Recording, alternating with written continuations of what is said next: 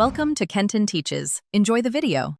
You start by confirming your macOS version and the app requirements so the wallpaper will run smoothly.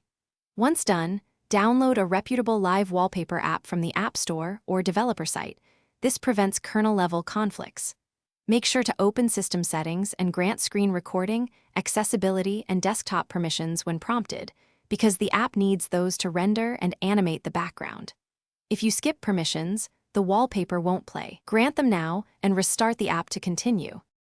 Next, you import your chosen media into the app, drag a video or GIF, or load an HTML/WebGL scene because different formats behave differently. Then configure playback. Choose loop versus single play, enable pause on battery to save power, and pick a performance profile that balances smoothness and CPU use. Make sure to set positioning, fill, fit, or stretch so the image matches your display. Once configured, assign the wallpaper to a specific monitor or all displays to finalize. Finally, you apply the wallpaper and enable auto start so it loads at login. This keeps your background consistent.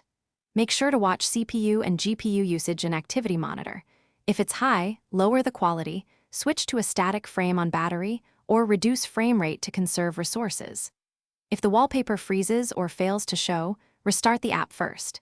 If that fails, revoke and re-grant permissions in system settings or re-import the media, because corrupted files or missing permissions are the usual causes.